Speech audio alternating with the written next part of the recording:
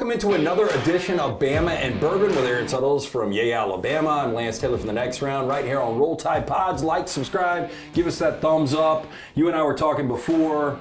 Look, not the most aesthetic game for Alabama fans. No. A little scare there. I thought the games would get harder as we went. I didn't think you would go 63-0 to only leading 14-13 after three quarters against South Florida. But look, you're 2-0. It's under a new regime. You've got new coordinators on both sides of the ball. And look, they were dominant. They did outscore them 28-0 to end the game, right? I mean, as I wrote after the game, I mean, you'd rather be Alabama, Penn State after this game than Michigan or Auburn. I mean, you're at least, you have something to work on after a win versus having a lot to work on after a loss. And there was a lot to work on. You know, we talked last week, we thought the quality of athlete, the caliber of athlete would go up when you're playing in South Florida. And they just completely struggled on the offensive line. Opening these bottles. On the offensive line. Constantly behind the down and distance for most of the game, and then in the fourth quarter they make a change at right tackle, and boom. I was going to ask you, how much do you think it was that unit up front and just kind of discombobulated? I think that was a ton of it. You could not run the ball for the most part. They did a really good job of spying. I thought Jalen Milroe sort of limiting him, trying to keep him in the pocket. And then once you start hitting them a little bit, you get them out of there. There's no rhythm to the offense, and so that's where they were. That's where they lived. But for particularly the second and third quarter, they just had no rhythm and lived behind the chains, and it just felt like they couldn't get anything going. And then when they did do something, there'd be a flag. And look, I'm not a penalty vulture or whatever they call them. I'm not going to blame the officials, but they threw a lot. There were a lot of penalties on both teams, and it sort of felt like, hey, well, it's hard to ever get in rhythm. Yeah. But I'll tell you, man, Byron Brown, and we knew this before. He took a beating, but he ran, man. Man, he's just going to give so many problems, especially Group 5 teams, with his ability to run the football. If he was accurate, oh my God, they might have won that game. Well, he'd probably be playing for somebody else. Yeah, Cheers. That's fair. So, by the way, we're drinking the Four Roses single barrel. If you want a more complex bourbon experience, this is it, my friends. 100 proof bourbon embodies the uniqueness of an individual barrel. Hand selected by their master distiller, it achieves a pronounced yet elegant flavor that is worth savoring. It's aged 7 to 9 years. It smells fantastic. I haven't tried it yet. I'm really not supposed to be drinking, but I'm gonna anyway. There you go. What he does, the sacrifices he makes for this show. Oh yeah. It's one of those, I'm probably gonna pull back, I know people won't believe this, a little bit on my consumption. Yeah. But I can't give up things like this. It's just Why one of live? life's pleasures. You gotta have some vices. You are right. So yeah, we'll tell you more about this. Always brought to you by our friends at Beverage Place, Pink Package. I saw our man Chan came by just a couple of days ago to hand deliver the Four Roses. Fantastic stuff there. Before we get into Wisconsin, just a couple of other things. Alabama had trouble running the football early, but boy, once they started running it, I mean, I think that's more what you're going to get. I know it was South Florida. Again, I think South Florida is one of the top 8 Group 5 teams out there, so I think they're quality. But I think week in and week out, the combination of Jam Miller and Justice Haynes is going to be deadly. They're different, and every game that goes by, you just wonder, well, we know why Nick Saban's loyal, but they should have played more last year. I don't want to beat a dead horse there. If I had told you through three quarters, Alabama rushed the ball 31 times. Now, the way the NCAA figures it, they count sacks in that total. 31 times rushing for 57 yards through three quarters. Yeah, I would have said it was going to be a tight game. At the end of the game, 199 yards rushing. That's crazy. I mean, the fourth quarter was night and day, and I guess most people expected to see that. I'm glad we didn't because I had South Florida plus 31.5. But you were sweating because Alabama got the ball back and was driving again. Oh, yeah. And that's what we had a text chain going, and I had a shitty day on Saturday. It was just one of those bad days. And I had already booked South Florida plus 31.5, and before that, people were like, they're a pick 6 away from losing, or Alabama a busted play away. And I'm like, I can't lose this. Like, South Florida has put way too much in. Like, they know they're not going to win the game now, but you've got to cover the 31.5. But they kept going for it on fourth down, which kept putting your line there in danger. I'll tell you when I thought it was really weird for Alabama, when I thought they might be in jeopardy of us having to go on live and do a post-game show, is when Kendrick Law fumbled the kick return. Yeah. And, just that weird bounce, and I was like, damn, and this might just be one of these games. They just couldn't, like we said, you just could not get in a rhythm. And offensively, but I do think if you're looking for a positive, when they plugged Elijah Pritchett back in at right tackle, and he started there versus Western Kentucky, but did not play, obviously, through 3 quarters, and wasn't actually in the game to start the 4th. The Kobe Prentice touchdown, Wilkin Formby was still at right tackle. Because he had a little ankle injury, and they were trying to hold him out, thought they could get through, and then just realized, look, he came to them and said, I want to play. And then I don't know if it's that simple, but I also think, look, Tyler Booker made himself for money, showing his versatility, but you also lose an All-American at left guard.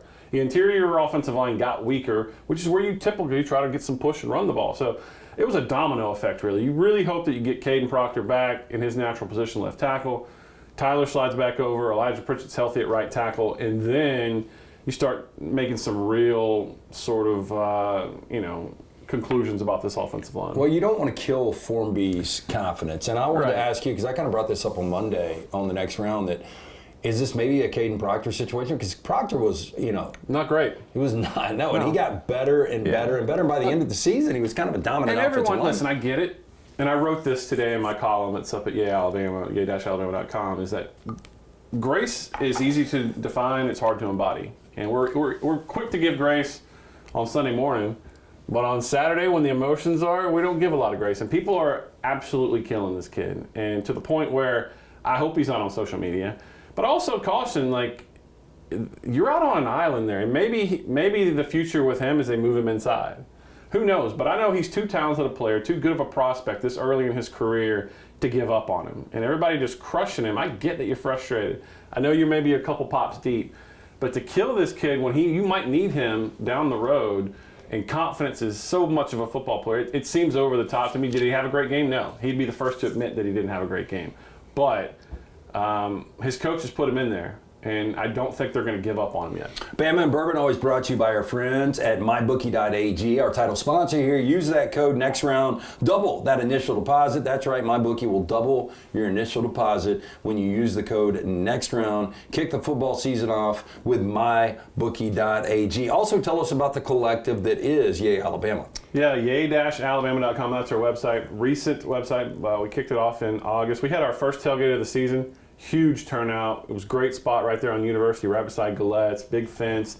The cleanest porta potty I've ever been in. Oh, wow. Food catered by the University Club. So those are some of the experiences you're going to get if you join Yay Alabama. It's not just all giving your money. Let's be honest, that's what it is. But you're going to get some experiences along the way. We got to raise the banner event coming up with the Final Four team. More and more events coming up at our tailgate. I think this week, or actually not this week, they're in Wisconsin, but in 2 weeks or 3 weeks, whatever it is, for Georgia, we're going to have hopefully some of the men's basketball teams. So make sure you're supporting student athletes at University of Alabama, and while you're doing that, you're going to get some cool experiences along the way. This is just, I don't know what you think about this Four Roses single barrel. It is a great sipping bourbon. It is. I'm enjoying it. Yeah, this is one of those that, I don't know the price point on this, 60, 70 bucks? I'd say 60. Yeah. Pick it up at the Pink Package or Beverage Place. They've got it at both. But it's one of those, like, if you're going over to watch football all day at somebody's house, you take them this. They're a bourbon enthusiast. You can't go wrong. And it's a quality price point. And it's just, I don't know. It's just fantastic. Yeah, and maybe it's because I've been 3 days with it. Well, I got to pick up a bottle. My buddy's having a party before the Georgia game. The Friday night, he's unveiling his new house that he put way too much money into. Unveiling the house. I mean, hey, you've been somewhat successful when you're unveiling the new house. I don't think I'm ever going to be in a situation to unveil a new house. When I tell you all the stuff he's done to this house, it's going to be sick. So I want to get him a nice bottle of bourbon. So I may be stopping by a Scene Chan. So, and we do this all the time. You see one of these home and homes, and you're like, damn, I'm going to that game. And we said this at Camp Randall a couple of years ago. And so we talked about it a couple of months out. We stopped talking about it because we decided not to go. Airbnbs and the hotel rooms are crazy. Would love to go to Camp Randall. I think this Wisconsin team is not good. I thought they would be better in year 2 under Luke Fickell and in this Phil Longo offense. I did not watch them against South Dakota. I did look at the numbers and everything, but I did watch almost the entire game against Western Michigan, and they were lucky to survive. They won the game by 14, but they were down actually late in the second half. Tyler Van Dyke has not been good, under 6.5 yards per attempt. Ches Malusi, who's been a quality back for a couple of years, is averaging less than 4 yards per carry against Western Michigan and North Dakota or South Dakota, and he's only had one 10-plus yard rush. This is a game, there's a reason Alabama is a massive more than a 2-touchdown favorite, but it's still a Wisconsin brand. It's still one of the more, high-profile places to play in college football in Camp Randall. What do you think about this game? Well, I wanted to ask you, you've watched them. I've only seen the scores, and it didn't look pretty for Wisconsin. But what we traditionally know about Wisconsin really good linebackers is that they are solid on the trenches. Up front, they produce multiple NFL starters on the offensive line. They're generally pretty sound on defense, and it's typically a sludge. I would say the strength of Wisconsin is their linebackers this year. Okay, so which could make maybe a little bit more difficult for Jalen running the football. Right, yeah, for him to get out. And I still don't think they've unveiled a lot offensively. But Alabama's just too talented. I mean, you hate to come out and say it that way, but let's just call a spade a spade. Alabama's got too many athletes. And when it was really clutch time against South Florida, the athletes were the difference. Kobe Prentice breaking a tackle. Jalen Milroe on that play escaping pressure. Jam Miller breaking a long one, Justice Haynes breaking a long one, and then the sensation that is Ryan Williams. That his hips are insane. He catches that. A lot of people would go outside. That is all natural. He turned inside so quickly that corner had no shot. I mean, it is unreal. By the way, did you guys see the Hollywood sign that I had made in the student section? I did not. And he ran right toward it. Yeah. It was like one of those things that you ideate and then it plays out to fruition. It was nice. So, yeah, he is going to be, injuries, stays healthy, he's going to be incredible. And you wonder, all these quarterbacks work with quarterback gurus in the offseason. You just wonder when these guys are going to start working with receivers because, and I'm not saying, and maybe, they would say this behind the scenes that he already runs incredible routes and can run the route tree and all that kind of stuff. But once he really learns those little nuances, and I always like to bring it back to the Rams, but watching a guy like Cooper Kupp, who has 4.6 speed, that he is so intelligent as a receiver and knows how to run routes. They could not cover him the other night. Oh, they couldn't. But can you imagine a guy with the true God-gifted skill set of Ryan Williams, and you talk about those hips, you can't teach that. Guy's 17 with that kind of motion. They're not the same body type. But you start talking about a guy that's got some athleticism with a guy that runs great routes, that's Amari Cooper. Yeah. And look, Ryan's got some developing to do strength-wise, but he's already breaking tackles. At his size, so it's not been a hindrance. He's a guy that has a flair for the dramatic, and man, he is 3 touchdowns through 2 games. I was trying to tamp down expectations for the guy, and then he comes out and he starts the season this way, and everyone knows Hollywood. Yeah, I don't think you can do that. Jihad Campbell has been incredible through 2 games. Yeah. Tim Keenan. My guy. Yeah. But hey, what happened to Quay Russaw? We talked about him a lot last week. The rotation I haven't learned yet for defensively. And I don't know if... And even Deontay Lawson was out of the game some. Yeah, and I don't know. Kane Womack still learning the rotation, I guess. When you guys get him on, if you get him on in the next couple of weeks, ask him about his rotation because I'm curious about that. I guess I could stick my head in his office and ask. Look, the cornerbacks have been good though, right? The pass defense has been great. Yeah. Especially the red zone defense, they've been phenomenal. Yeah, I don't know what you really. I think it's this offensive line. I think that's the one thing because I think the wide receiver depth is crazy. Do you have any of those? And I do agree with you. I think Ryan Williams is going to be, top shelf. Kendrick Law, 0 receptions in this past game. Jeremy Bernard only had 1 reception in week 1 against Western Kentucky. He bounces back a little more involved with the 4 this week. But I think, Kobe Prentice, you start to look at all these guys. Yeah. You've got depth. We talked about the running backs. Jalen is Jalen. I really think it starts with the offensive line. And with all that said, they are still averaging right at 500 yards of offense per game through 2 games. Yeah, that's silly. And I just think you got to get Caden back healthy. Remember, they've done this without their left tackle.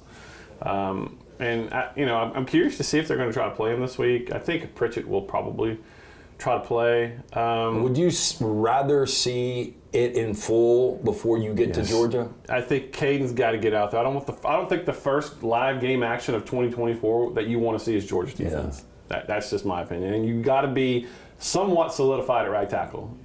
It cannot be a turnstile of this guy starting now. Formby started because of the injury, but you got to be solidified. Yeah, I'm almost convinced Georgia's got a lab where they just reproduce what they've got on defense. They're so fundamentally sound. It's just so tough to score on. But if you look at it, it's going to be tough to have a methodical drive against Georgia, which Alabama already struggles with. Alabama, when you look at their touchdowns this season, all explosive. It's explosive plays, which, I mean, Alabama has beat Georgia on. When they've beaten them, they've took advantage of explosive plays, so it sort of fits into that narrative. But you start talking about wide receivers, I don't think any wide receivers are going to have huge numbers, and that's simply just a byproduct of this offense and Jalen not being as developed a passer as you would want if you're creating a player in a lab. But I mean, he had 7 completions week 1, 7 of 9, 9 of 11, something like that. Yeah. So there's not a ton of opportunity to go around, and we have not seen at all the screen game with the running backs yet, which I'm really curious to see how they're going to use that going forward. It is Bama and Bourbon with EA Alabama's Aaron Suttles. I'm Lance Taylor from the next round. Roll Tide Pods, like, subscribe, give us a thumbs up. It is always brought to you by our friends at the Beverage Place, located next to the PGA Superstore on Highway 280. Pink Package, located across from the Target, next to the Arby's on Highway 280. One-stop shop, liquor, beer, seltzers, wine, sodas, mixers, cigars, ice, even fresh lemons and limes. They open early, close late. Get in, see JJ Chan, the fine folks there. We are drinking the Four Roses single barrel. It is fantastic. Talking a little Alabama, Wisconsin. If you know somebody that likes Alabama athletics, you know somebody that likes bourbon, make sure they tune in right here because hopefully they will like this. And always brought to you by MyBookie, mybookie.ag. Use that promo code NEXTROUND. They will double the initial deposit right there. This is their only other trip to Madison. 1928. Yeah, I was going to say it's got to be the 20s. They got shut out 15-0. Tough. I think for Alabama to lose this game, it would take -3 in turnovers, and it would just take a kind of a disastrous game. I don't see it. This is one of those games. I mean, what do you need to see as an Alabama guy to get the ship? This is so pathetic. They're 2-0, and they ended up winning the game by 26 this past week, but to get a little momentum going back in the right direction as they get ready for Georgia. I think it's, again, I know we've beat it to death on this show, it's the offensive line. You got to have some guys playing together for an extended amount of time. You got to have your 5 guys. You do not want to go out against Georgia with 5 guys who have not played together at all this season. And, that will happen if Caden doesn't play in this game. If Caden rolls out there against Georgia, that's a tough first start. I mean, you got to get your game speed back, and he's done a great job of staying in shape. And being ready to go, but he's got the shoulder issue, and that's going to take just a while to come back from. You could play, but structurally, it's going to take a little while for that to be the same as it was before he got hurt. So the offensive line, because you cannot live versus good defenses in 2nd and long, 3rd and long. You cannot do it. And I don't care what a weapon Jalen presents, a challenge he presents with his legs and in throwing. You can't have sustained efficiency living that way. So you've got to be able to run the ball on 1st down. And I'm particularly thinking ahead of Georgia. Maybe I'm jumping ahead of myself. You got to think about maybe that in terms of Wisconsin, even though they haven't been great. You've got to show me that you can have some efficiency on offense. That, look, it's great to be a big play offense, and they certainly are. But you have got to be able, if you have goals like this team has, you're going to have to be able to methodically drive the ball some. Well, and you're not going to be able to do 13 penalties and 3 turnovers. It's just bad. I mean, Alabama didn't get a turnover, by the way. Yeah, and this is a top 5 roster in college football, so you can beat a Group 5 at home when you have those kind of numbers. But even if you were to go to Wisconsin and Madison and have 13 penalties and 3 turnovers, that would be a problem. And look, we've been here before. This is a recipe for a sleepy start, right? 11 a.m. kick. Yep. On the road. But you may be refocused with, and I don't know how Kalen DeBoer works behind the scenes, but maybe refocused based on the fact that they struggled so much. Yeah, and listen, I don't want to give away too much in the locker room. I can tell you that the post-game message was not down at all.